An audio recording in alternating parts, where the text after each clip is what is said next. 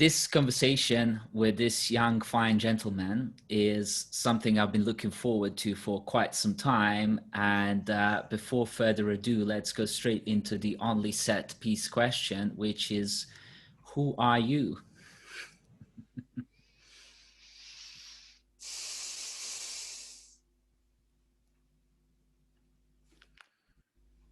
I am. And everything from there is a really good story. And so my name is Anthony Ogley, and what I do in this world is I call transformational coaching, or occasionally magic, or the art of helping myself and other people create results that they love without having to know exactly how that happens. And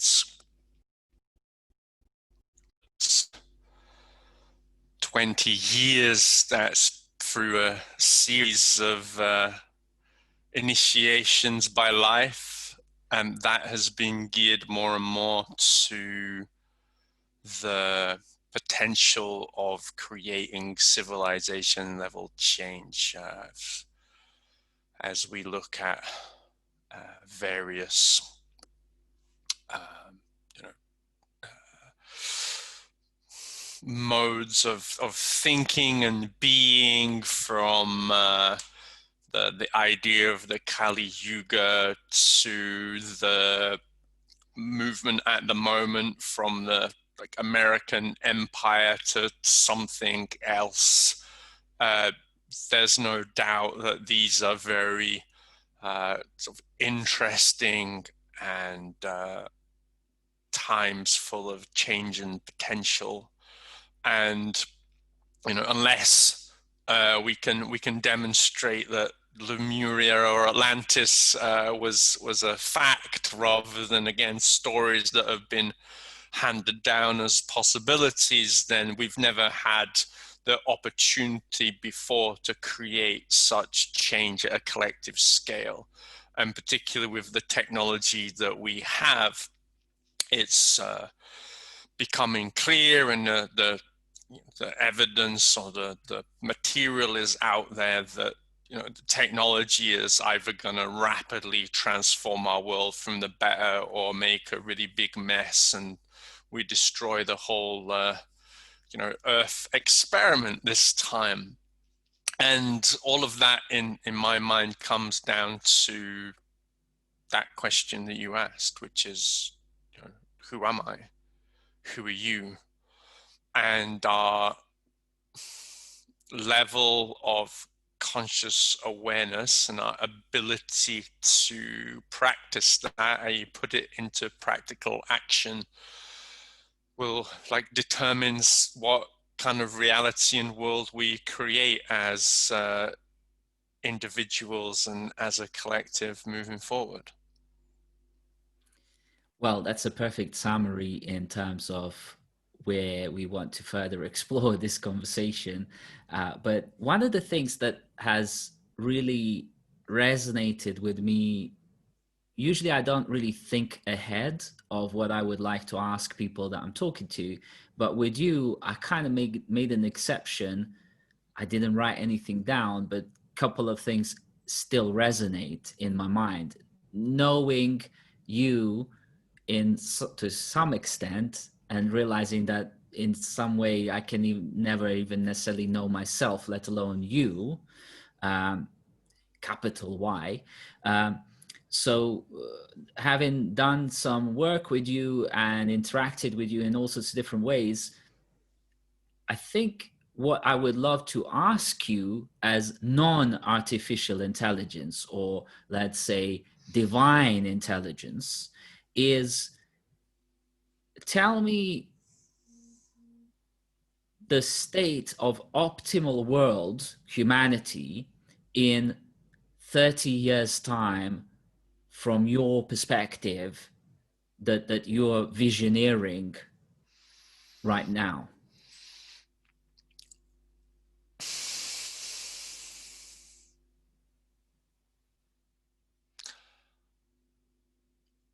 optimal world in 30 years would be a world of fulfilled basic needs. So that would look like having all people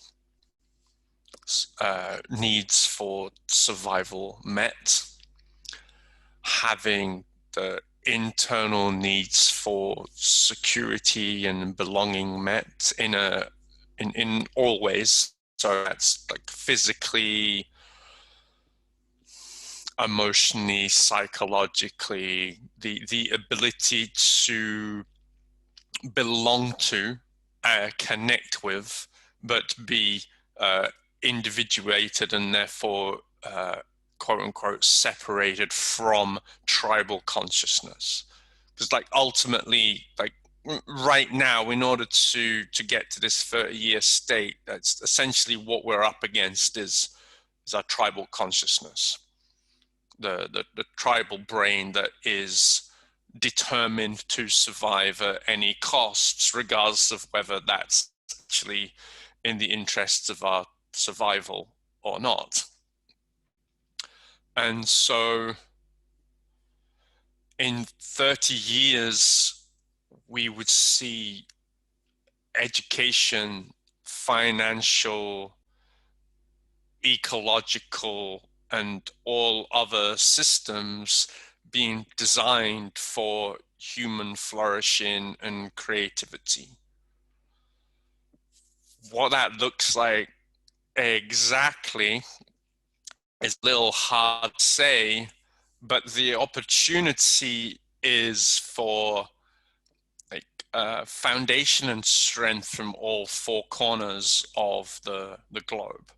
So I would see a in perfect world scenario, like I would see the like the end of what is now like the American empire or civilization transforming into global governance, but without that goes beyond the nation state. And it's very challenging because it looks like society and their things are crumbling, but the essence, what I was thinking about this morning is that like currently we are living in dysfunctional structures and systems, and when you look into this on an individual point of view, you start to see success isn't personal, it's structural. If you have the right structures in place in terms of like your thinking, your consciousness, how you see yourself in the world, your ability to distinguish between truth and falsehood, you live a life created and full of like love, joy, peace, happiness, success, etc., etc. If you don't, you struggle. And so we have what I see is a structure emerging from the chaos of these times that puts together the like foundational and fundamental principles of what it means to thrive as an ecosystem. So then because the solutions are already out there. We have the people with the knowledge and the insight and the capacity to implement these things, but it's waiting for the enough people to get to a level where they're able to see what the right problems are. And so there are these things you could see of like, you know, freedom of movement for people, the ability to choose your own education, the ability to have control over one's financial like intelligence and the like awareness of how those systems work that are built and designed to feed into themselves rather than to be extractive for the people who happen to be in positions of power and influence and understand how the game works best. So effectively, we're moving from a structure where those who learn how to win, and everybody who hasn't learned that loses to some degree, to moving to a system where you're looking, I think, as Buckminster Fully said, to create the most impact and benefit for the most number of people in the shortest amount of time. So, what is the role of vision in leadership, and how does that differ, if at all, to fantasy? Is vision a fantasy, or is it something else? And what's the role of either one of those two in leadership and in creating that society that lives in 30 years' time? So what I've been looking into recently is the relationship between creativity and ethics. Creativity and ethics. So being that the more you act to enable other people to be creative and the world to flourish, the more ability to create you get. It's a virtuous cycle. And so when you start to tune into that creative power, or people say true power, you start to be able to make up, quote unquote, a vision for the world and a vision from yourself that is the essence of what we might call your heart or your soul or your spirit desires. And so I use the term holistic vision because you can have like a vision for a business or a company. You can have like a vision of the future. In fact, if you look into, I can't remember the name of the book, but if you look into like modern day sort of like politics and governments, you usually find like highly influential people who have written books, and then people like Al Gore, Bill Clinton, various other things get hold of these books and then go and implement what it says is going to happen in the book. And therefore you have like, this is how you create reality to some extent, right? You look at history, you come up with an idea of movements, and then you get your ideas and thoughts in the hands of people who hold power in the world, and they go and act and implement these strategies. But that's a very rational mind, logical way of going about things, which is often devoid of true creativity or intelligence. And so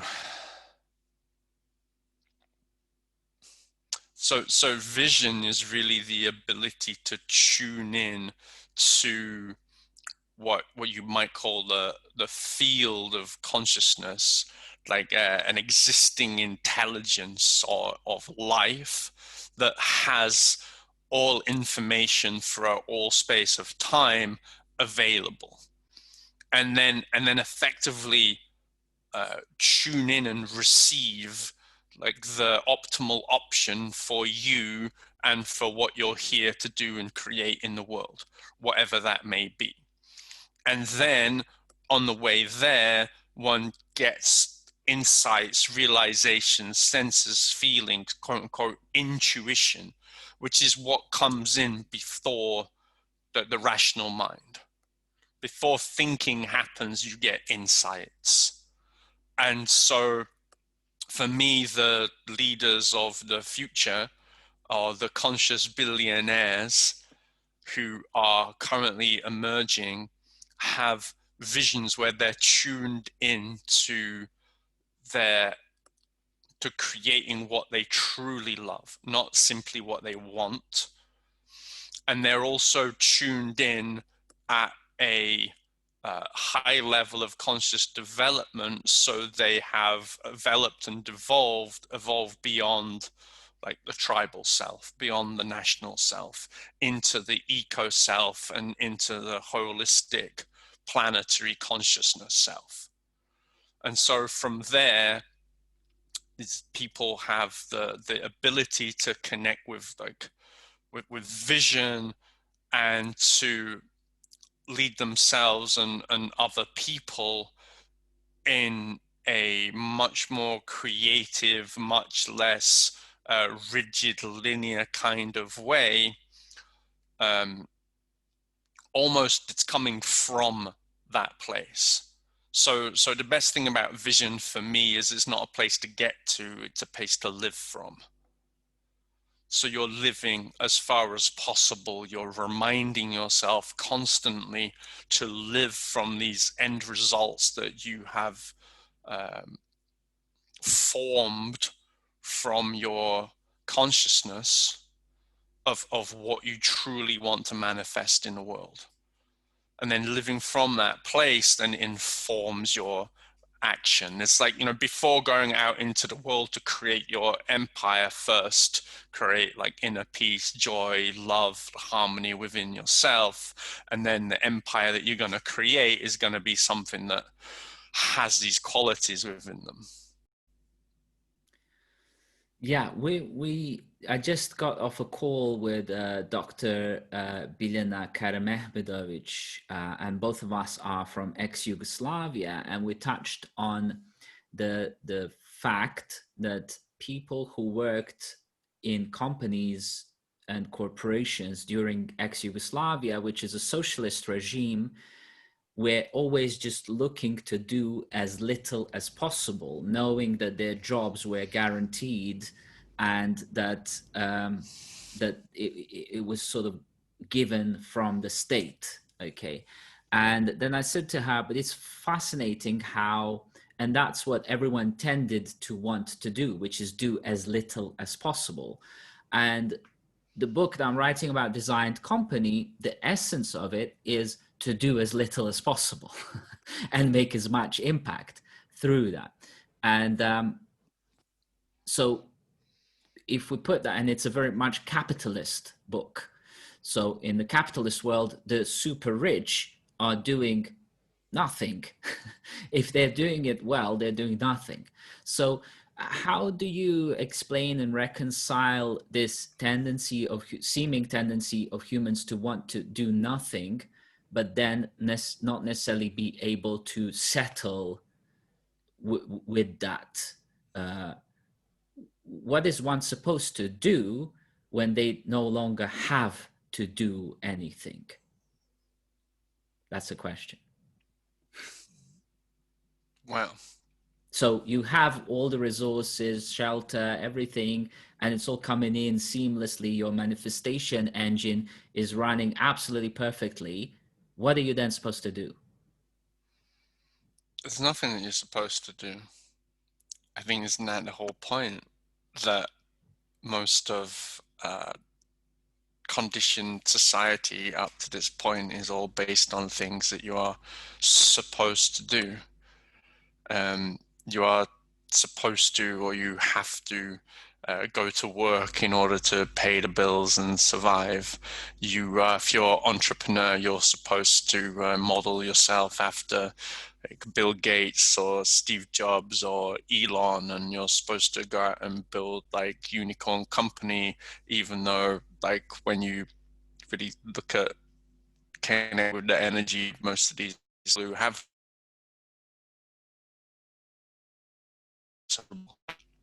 so there's nothing you're supposed to do in this scenario.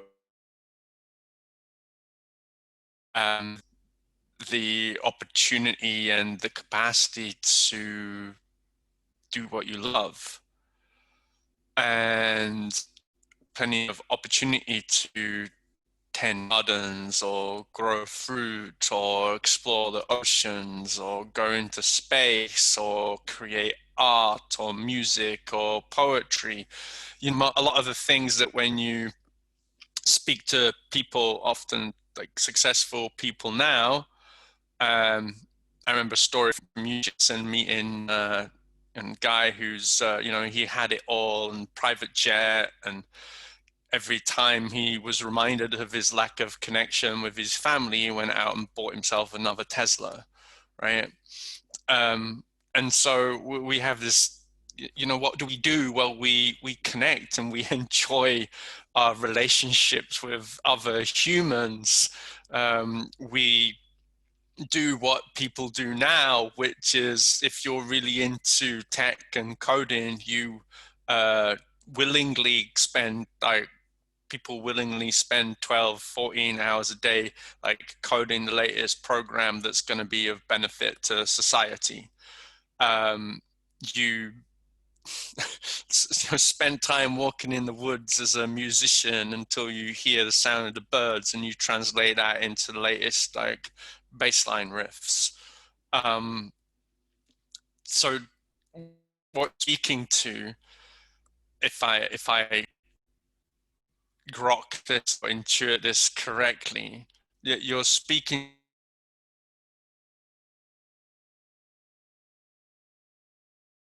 into egoic belief patterns that exist is the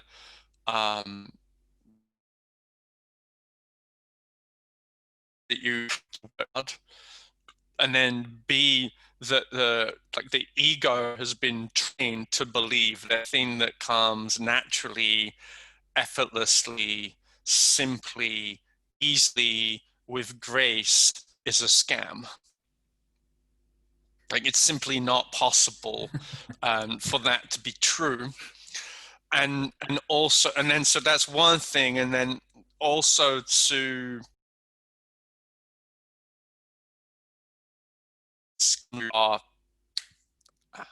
ideal future and our ideal life requires that we face and come to peace with all of this conditioning thinking and beliefs and false identities that we have been trained into thinking are us, but is really just thinking, or is really just society's beliefs. It hasn't come from within ourselves, but we've been taught or we've learned to associate that as being us, which is why like so many people are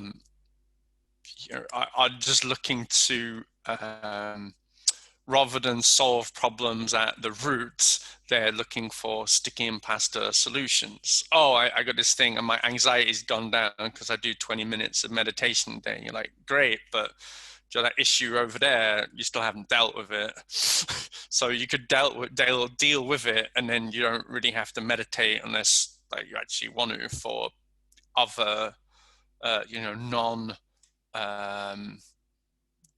disease or mental illness related issues. And I think that's the other thing, that particularly in Western society we have a problem fixing mentality. We have as we've seen, we have medical system that was designed to fix disease, but and it's only in the last really 30 years that a movement has grown that is looking at like, well, what does it mean to be healthy? What does it mean to really have vitality? And in Western society, there's a place we look in our own culture, but often we had to look to like China, India, native cultures for like the answers to those questions, because Western model have been just looking at like how to fix stuff. And that I want to fix stuff in order to feel okay about myself is, you could say that as like number one problem in the way of the world that we are choosing to create. What came to mind is an image of what many people have done in the past in their houses, and where there's like a moldy wall which is being leaked into.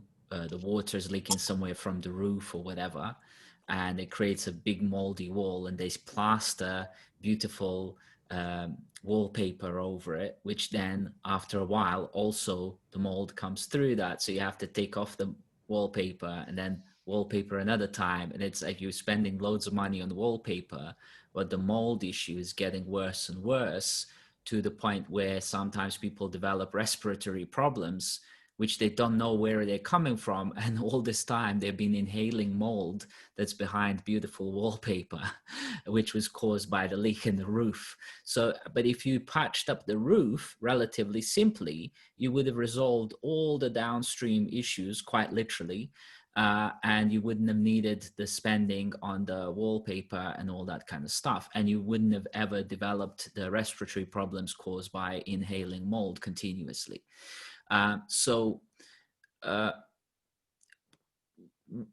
how do we remove the mold out of society or ourselves? Like, how do we get into a fresher way of living that perhaps is a natural way of both being, thinking, acting, doing, creating, all that kind of stuff?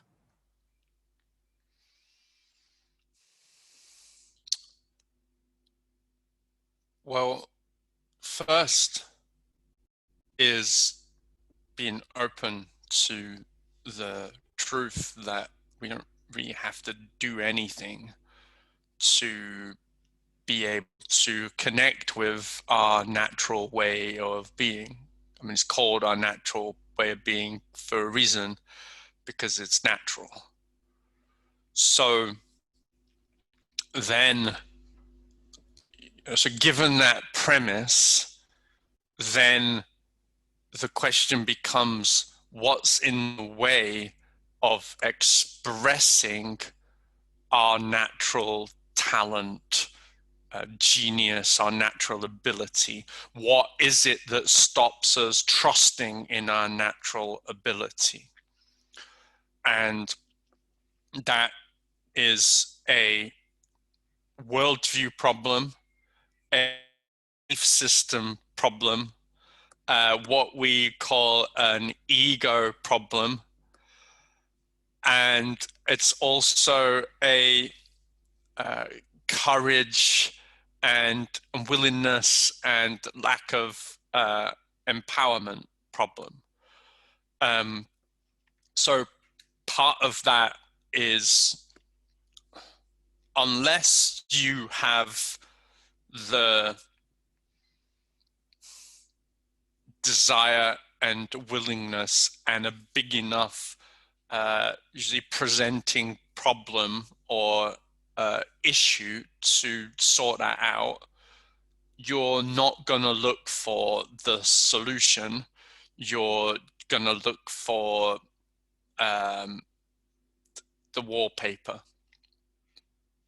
right? So the issue is, it's not really like, how do you do that? Because like the how is like, well, here's this program that's been designed. Here's like simply,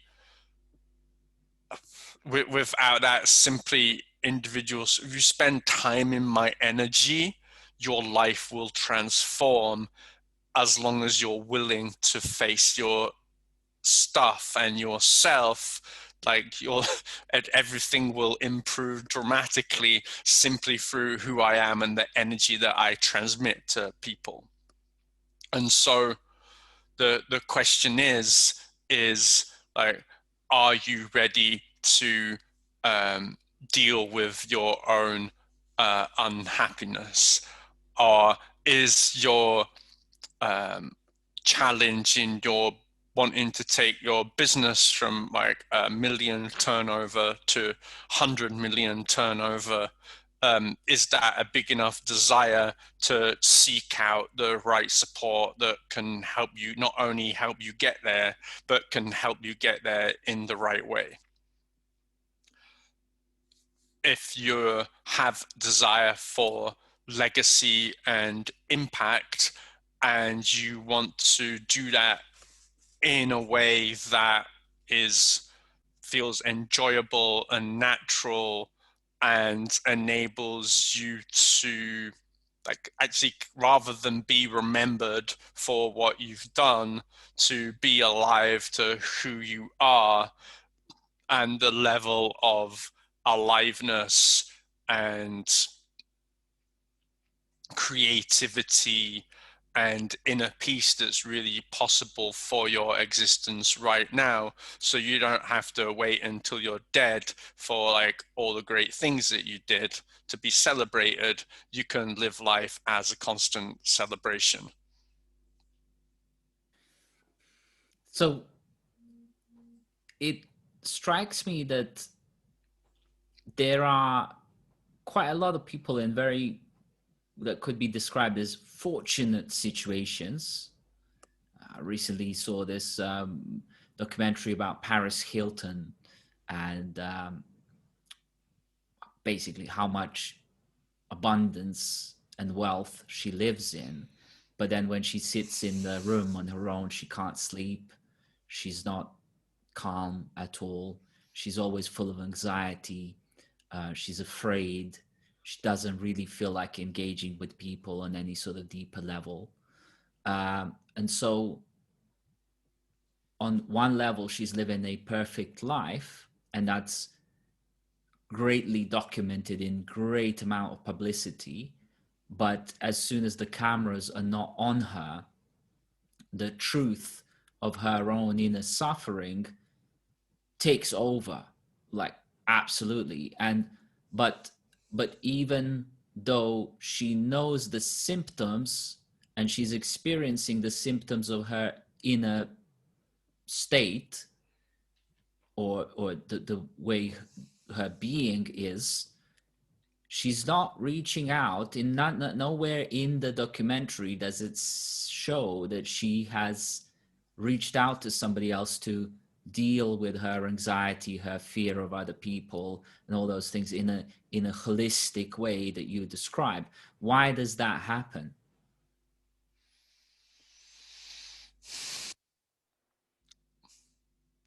So what you mean, why is she not like reaching out to get the like support that she might want or need? Well, the her she is seems to be cognizant and aware of the fact that she's suffering, and she's got all the materialistic and money means by which to pay just about every therapist under the sun, but she doesn't seem to be willing to let go of her anxiety, fear, sleeplessness, and so on. And she's wanting to wallpaper, or she's doing the wallpapering over her inner moldiness on those levels. So materialistically, she's doing 1,000x more than her potential, arguably. But emotionally, uh, socially, she's complete, like, imploded self. And she's unhappy with the materialistic possessions that she has, because the more she has them, more she realizes that they cannot fulfill those other aspects of her being, like emotional fulfilledness or finding a partner that she actually enjoys being with. Because in the documentary, she's saying that, if she finds a guy that wants to be with her, he quickly becomes emasculated, for example, and then she doesn't like emasculated guys because she starts manipulating them. But if she's with a masculine guy who doesn't allow her to be manipulated, then she doesn't enjoy that because she can't manipulate him. So either way, it's a loss-loss scenario there for her. Yet she's got all the world's riches, but she is not seemingly willing to face herself. Okay, so what is going on? And there's lots of these people, because that other example of the guy who was buying Tesla to sort of soothe himself, even though he knew that wouldn't soothe him. He also wasn't really willing to look at the reasons why his family life was broken and imploded and so on. So why do people want to not really live a fulfilled life, seems like, and what is the kind of perhaps ways forward to for us to make them aware that, hey, maybe you can have 900x on your material good, maybe even more than 1000x, but you can also be emotionally fulfilled and socially connected and so on, and do whatever you want to do. So I think that the obvious answer is something that actually you taught me as the first principle of design thinking, and that is people fucking lie. And I actually forgot that one, but yeah, it's a good one. it's a good one. And so the solution essentially is to find what these people, individuals care about enough to be willing to face their issues. And then it's how would you say, it's a communication challenge, because the problem when you have this awareness and a level of consciousness is that you have the exact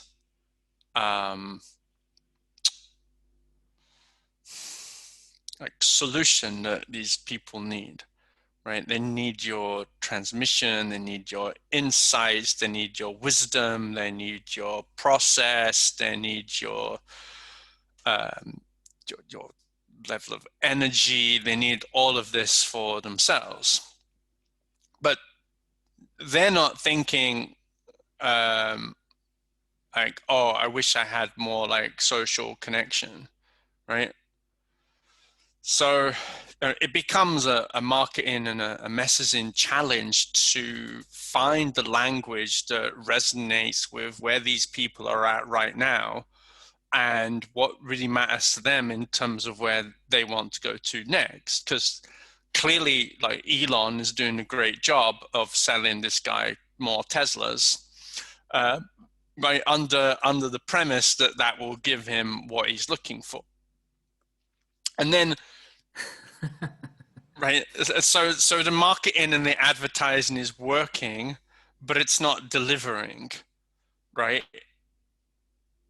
And so then what is it in that language and their language of how they see their world, of how they see their problems, of what they're thinking in terms of keeping them up at night? Because it's only in, like, for example, if you take like my experiences with clients, they come talking about, I want to grow my business, I want to take it to the next level, and then within the hour-long initial consultation, they've talked about their problems with their relationship and their family and their health and their like kind of mental well-being, but they didn't come to me with any of that. They weren't looking to solve any of those problems. They were looking to like elevate and grow their business 10x. It just so happens that in order to elevate and grow their business 10x, it's not a bunch of business problems you're actually dealing with, it's a bunch of personal things. Yeah, it's kind of akin to, like, if you want to build another 10 floors on top of your house, the first thing you're going to do is strengthen the foundation. Right. You're going to dig down to build up. Yeah, but nobody, we all know that intellectually, but in a true, what you might call embodied sense, as in, are you living that reality? We generally don't know. it. And especially if you have like, it's like the mold thing. If you have cracks in the foundation and then you pile on another like 6 stories, then the whole building's gonna crumble, and you're gonna be like, oh, I've no idea how that happened. It's like, well, it's a bit like saying to someone said, oh, I have no idea how I crashed my car. It's like, well, let's just rewind, shall we? You got in the car, right? You turn the ignition on, you started driving, and then a certain bunch of things happened, and then like you had certain thoughts and you drifted, and then this happened. So you do know why. You just you're just telling yourself, like, you're just telling yourself a lie in order to avoid feeling bad, because you don't want to feel bad. um, People want to feel good, even though this thing of like happiness over creativity is the death wish for the individual and society. We literally had this happen once when I was working as a builder at the age of 16, where there was this Italian guy. I was working for my girlfriend's at the time father, right? And he had a building company, and then he was employing his young son and me and this one other guy who had actually bricklaying skills and all-round building skills, and this one Italian guy who was actually qualified. He had the qualification, but he was a little bit kind of like autistic in a bad way, like had bad sort of memory problems, and he, at the age of 35, is still living with his mom and stuff like that. And let's call that guy Carlo. And we did this like a loft extension. We literally built out a whole loft extension in over like 3-4 months time. And it was about time to hand over the keys to the loft extension to the owners of the house. And the owner of the company goes, right, Carlo, so they said, like, will this hold up, and everything's fine structurally and so on. And the owner goes, yeah, Carlo is our qualified engineer, we did the underpinning, right, Carlo, we did the, it goes, no, we didn't do the underpinning. And it was like, oh shit, everyone was standing in this loft, which was built on a house with a foundation that was only maybe barely thick enough to support 2 floors. Now we had 3 floors. And these people were about to sort of dance around, have a party upstairs, bring a whole bunch of other people. And it was like Carlo, who was like a little bit forgetful, totally forgotten. It was like we had to do this like emergency underpinning, which costs more, delays. It's actually structurally dangerous to the house, because you're actually now digging further under to pour more concrete under the structure that's already too big to be supported. So you have to create worse foundation first to pour more concrete. Its underpinning in itself is like a crazy concept. But what would be perhaps amazing holistic underpinning for optimal human life?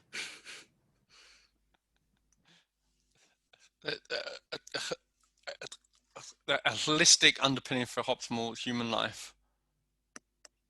So, all right, I mean, one, do you know who you are?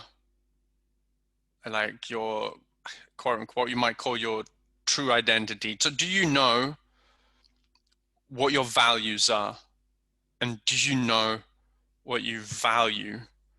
And then if the answer to that is yes, are you prepared to sacrifice anything in order to live that? And then are you willing to like actually stand for those identities, those worldviews, those truths? And then if you are, or when you are, then that gives you the power and ability to create. I mean, we're all creators of our world and the world all of the time, through our words, through our actions, through our ideas. And so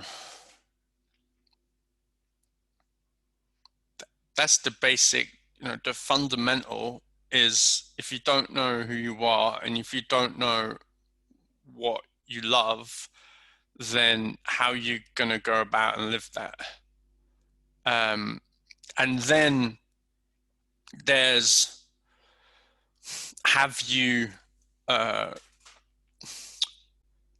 in order to get to a holistic way of being, which is a new way of being in the world, there are a number of what you might call transformational dilemmas that you have to pass through.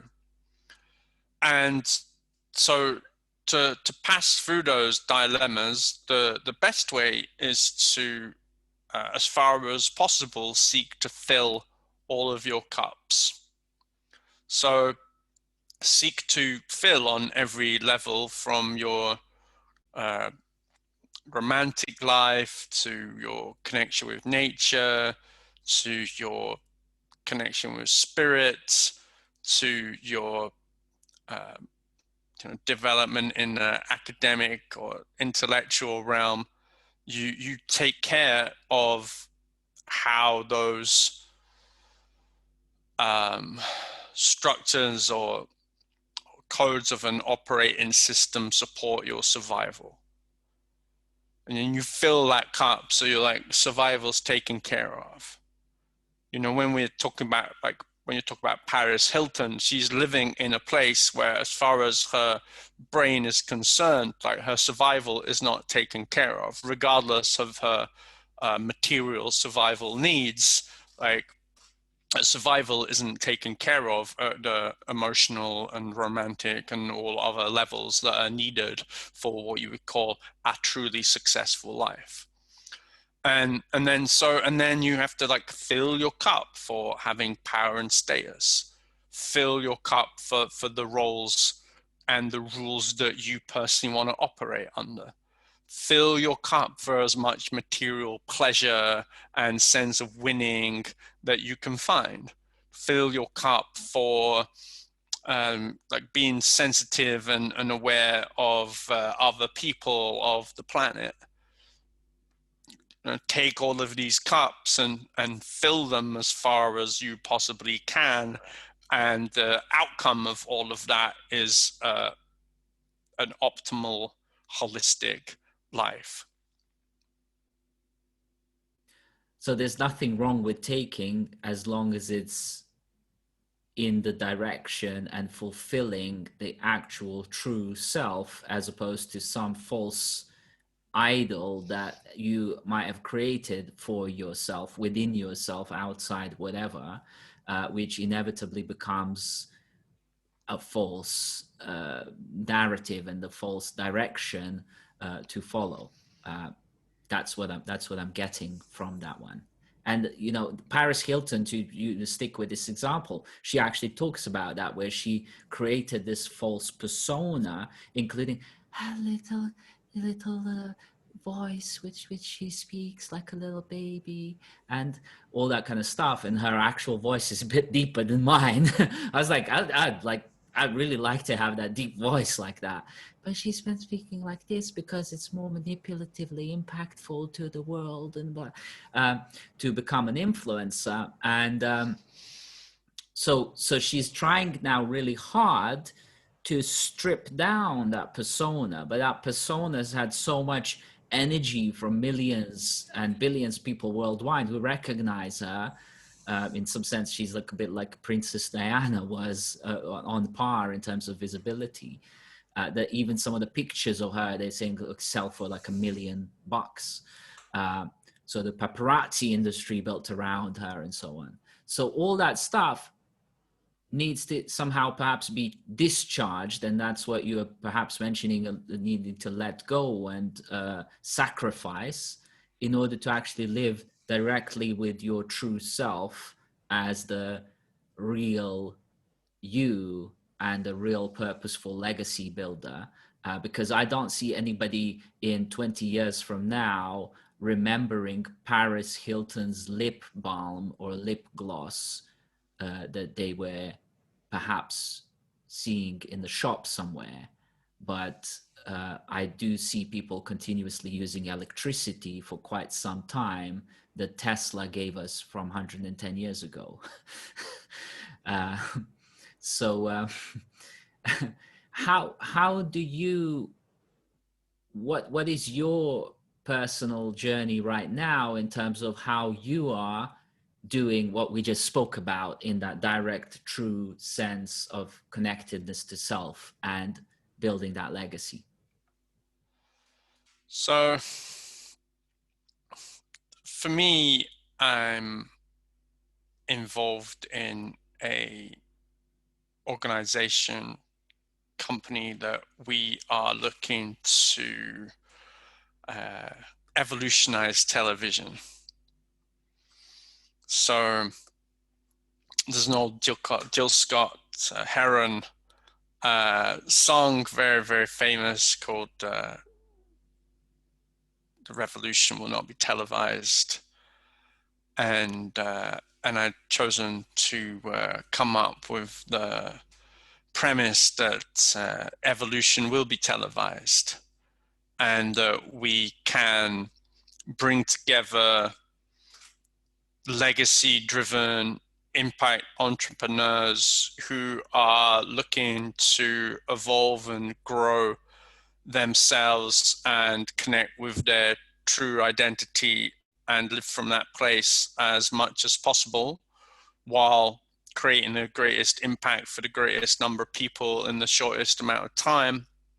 And that we can make a series of documentaries and programs around that, and then tie that all in with new financial systems to give the public and people the opportunity to get invested and involved in these missions in a number of different ways. So I am like designing and creating, in collaboration with an amazing team, a civilization level change company, organization, project.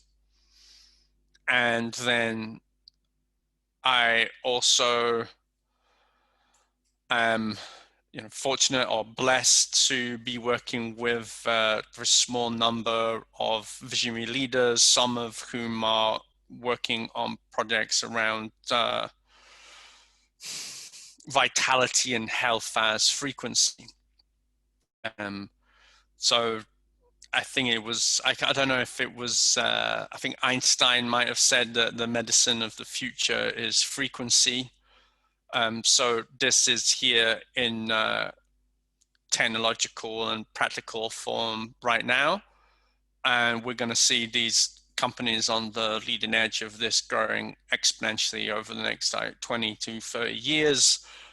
They will be initially marketed for performance and for well-being, because of the legal implications that currently protect pharmaceutical and other medicinal practices that seem to belong in the dark ages. But I see this as an inevitable trend that will effectively take over from that old model. And then I can I say I do life, and life as a father, as a lover, as a individual in human form presents all kinds of challenges for me to see the places where I'm still lying to myself, where I've still got identities that need to be transformed and resolved, where I can where I step out of that resonance of inner peace, where I fall out of love with myself and life, and where I can do that work, whether that's in the physical realm or in terms of having a greater impact, or in terms of like really walking and living my talk in terms of like connection to myself as God or spirit or life. So one of the things that is certainly, as far as I'm concerned, part of your legacy is my life, quite literally. This is like my life is part of your legacy, because I would have probably been dead if it weren't for you. And the weirdness and wonderfulness of this situation, of course, is that in many respects, as I said, I still don't know you, probably never will, but we certainly never knew each other in that kind of physical sense. So when it comes to it's an interesting observation, is that when you're bounded in the materialist realm, you kind of have to experience something typically materially first to trust it, right? So I would have probably needed to see you physically first to trust that you taking me through what eventually became Fresh Mind process, the program, would have worked. But because I was enough not addicted to material realm, I trusted the process of just reaching out to you on Facebook, which can be used for transforming society, or just shoveling cat pictures into. Uh, it's our choice. So I used Facebook to reach out to you virtually, for you to leave the legacy of my life being lived at a potential through towards my own purpose, and also collective purpose in the way that I can impact on it. So there is a fundamental multiplication factor here, in the sense of that you are one of these people who impacts on the world in a multi-legacy way, because you're helping create and build lives of people who are themselves working on legacies. So it's something akin to, and maybe sounds a bit in some sense egotistical, but at the same time, I know for myself that I was advocating, for example, most companies being digital first about 20 years ago, because I could foresee this. Now they're still scrambling to do that shift, but they're making that shift because of all the wrong reasons. Like the mold has created the respiratory problems. It's quite literally the respiratory problem that's causing most companies to go digital. I was advocating this 20 years ago. So now I know, from living 20 years through being basically seen as a, crazy cuckoo land kind of guy. Now I know that the stuff we're talking about for next 20, 30 years ago, of course, is also going to look like crazy talk, until it's not crazy talk in the eyes of other people. So, but stuff that you're doing is also impacting on these kind of crazy, what seem like crazy transformations across other people. And so one thing that I have to put very closely on record, and formally on record, is to thank you for doing the transformation work with me, which is, I have to also say specifically that, let's say I'm a smart guy, okay, There's no smarter doubt about that. smarter than many, certainly, that surround me, perhaps, although Ernie maybe I think has already outdone me, which is great. But I'm having to sort of manage him upwards as opposed to downwards now, which is an interesting management shift there. And so, but that's also a knock-on legacy impact. And so I have to put it on record that smart people need transformation coaching perhaps more than anybody, because smart people have the capacity to destroy more than anybody else, just like they have the capacity to create. So talk a little bit about that in terms of that exponential legacy impact. Well, I think that if you look back to the Enlightenment, which was also a time of great upheaval, revolutions, all this kind of stuff, they're very similar times. And if you look back to people like Mozart, Newton, Leibniz, etc., of and around that time, you see that, like, ultimately this the change and transformation of society that impacted and benefited many, many millions, although arguably many others still suffered because of it. But a lot of the positive benefits, which are the foundation of what is now Western society, that was created by maybe 1,000 people. And so now we are a global population of about 8 billion, and we're also in times of great transformation.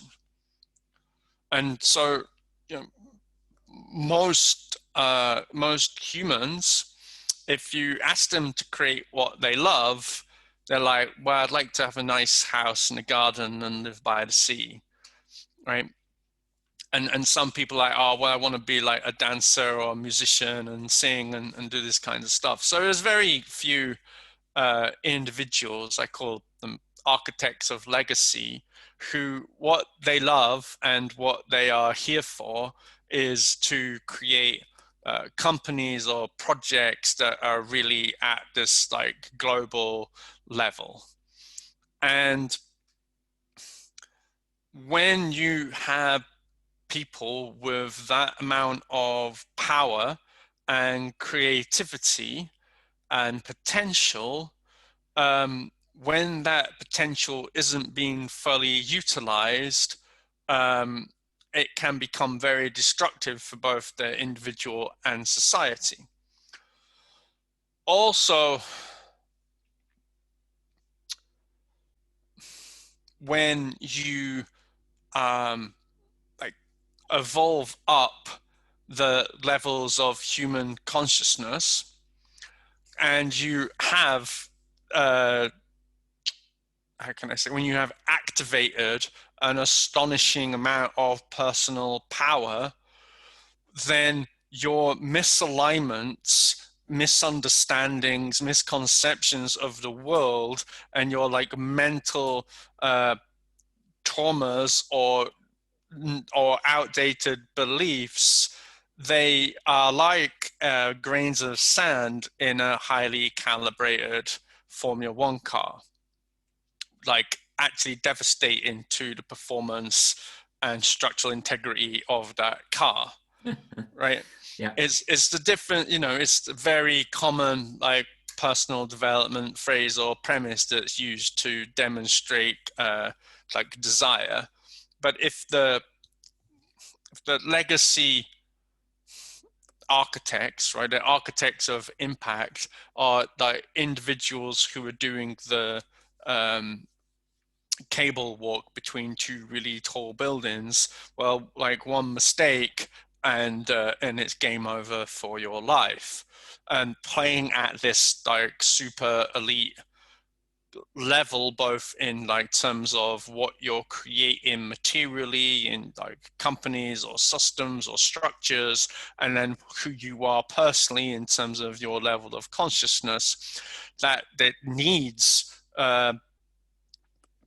guides, magicians, advisors around who can really see them and see what's going on.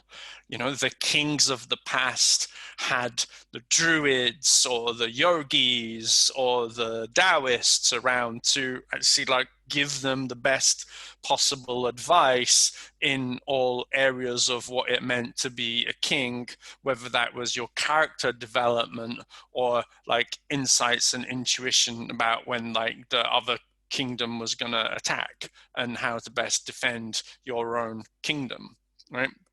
So the visionary entrepreneurs and leaders of this era are also people who need like magicians, wisdom keepers, advisors who can really see them as individuals for who they are, see where they're holding back on their potential, because often they're surrounded by people who just aren't as brilliant or genius as they are.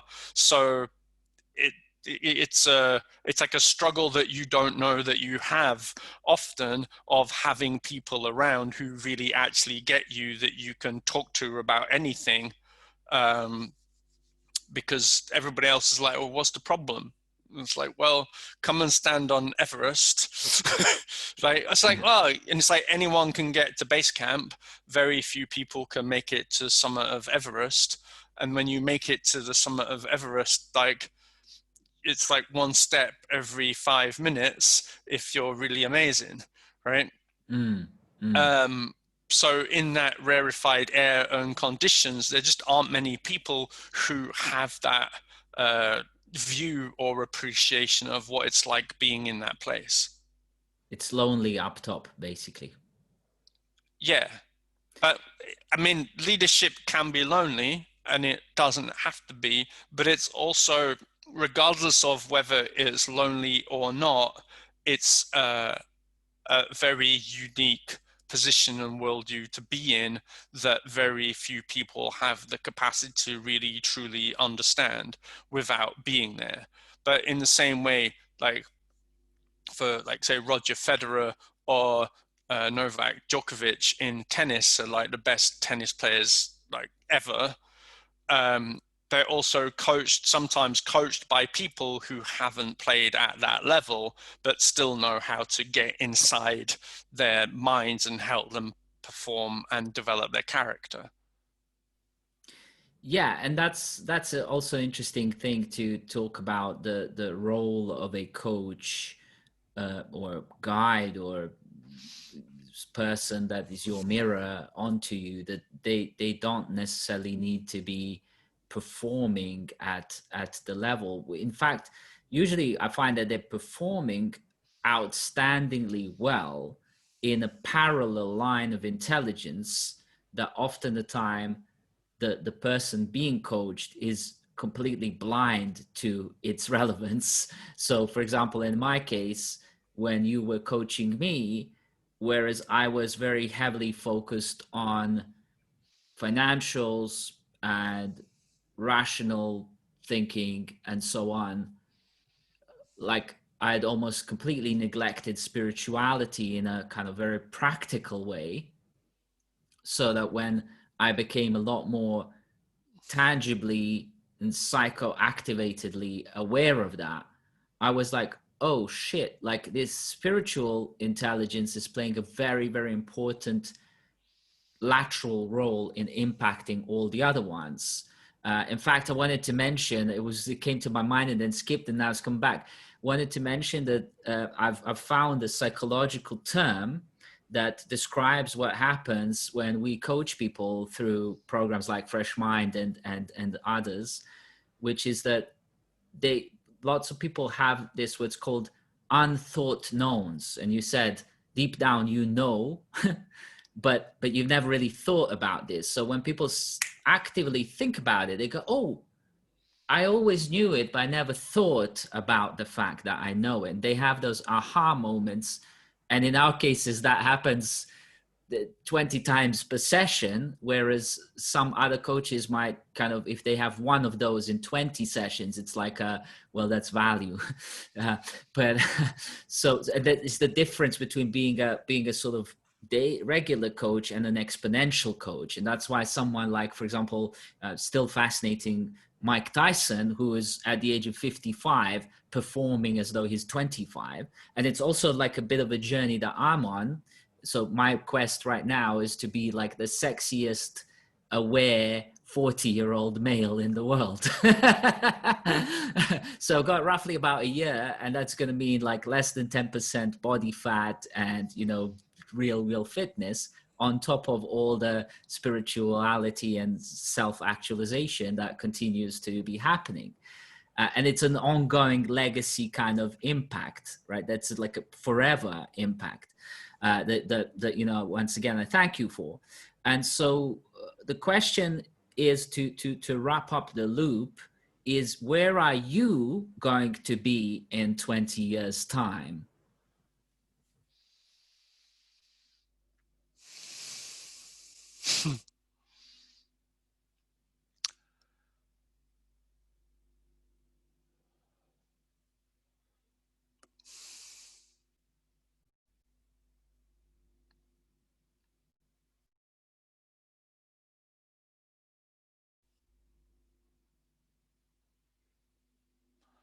When 20 years time, I'd like to be the most physically vital 63-year-old on the planet. And or been well by that time, I'll have nailed the snowboarding, jumps, aerials. That's my mission. That's my mission for 2030 is to have landed successfully, been able to land snowboard, aerial jumps all the way without falling over. Um, the the vision that I'm speaking into, which is effectively from now to end of time, is I guess you call it we call it a living legacy, which is the essence of a global international lifestyle based in the places that resonate the most. So probably like Hawaii, Bali, Mexico, United States, various other, and wherever that may be. And then also, I imagine by that time, the individuals that I'm coaching now will be some of the leaders of the world in 20, 30 years time. They will have gone like if you think to South Africa in like 1980, people were wanting to free Nelson Mandela, but I would imagine if you'd have said, well, Nelson Mandela will be president of South Africa in 15, 20 years, they'd have looked at you like you were insane.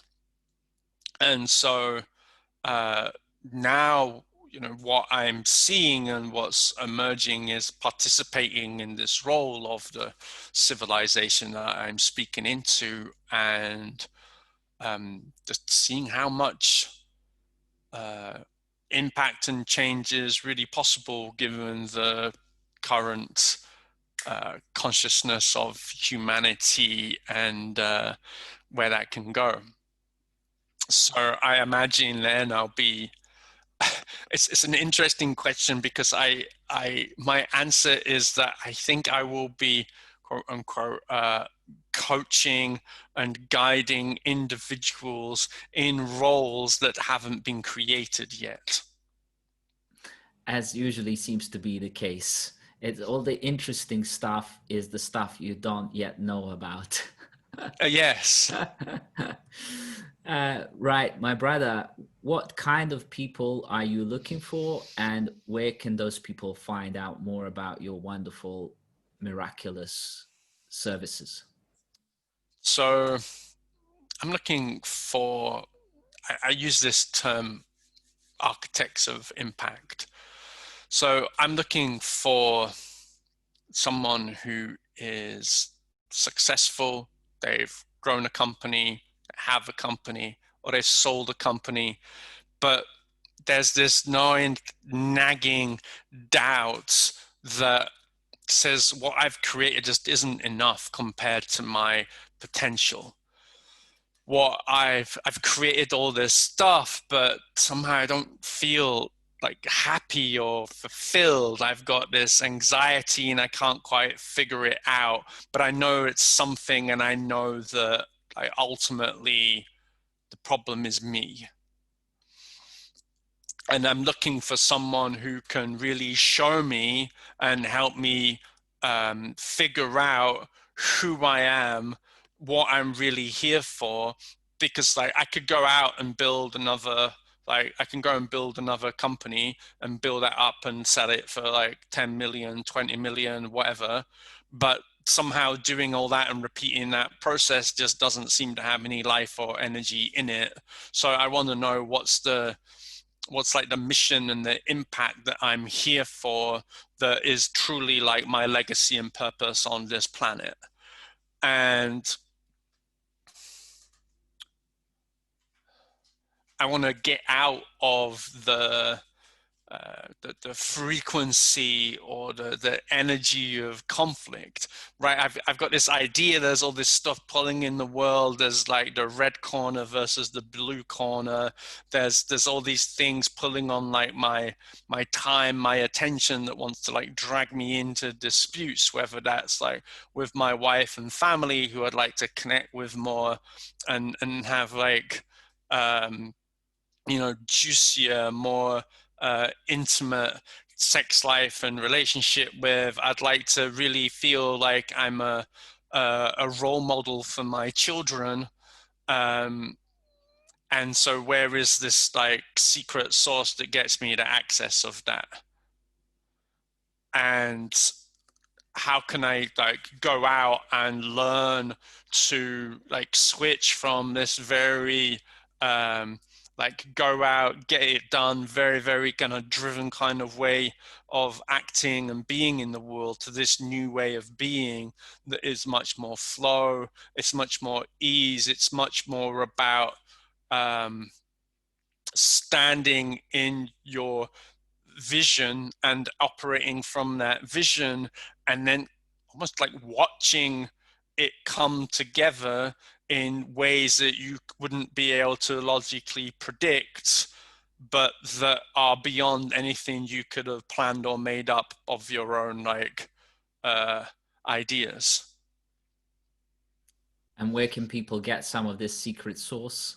So you can find me at my website, anthonyogley.com.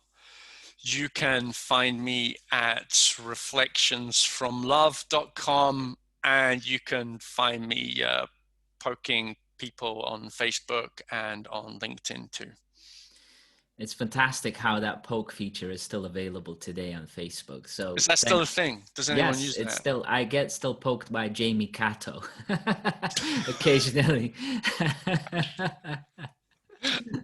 And he does that quite regularly, like every, let's say, 6 months or so. uh, so, okay, well, it's been wonderful to explore the mind of the fantastic and one and only Anthony Ogley. So thank you very much, my brother. I really appreciate you. Thank you, brother. Appreciate you too. Love you, man.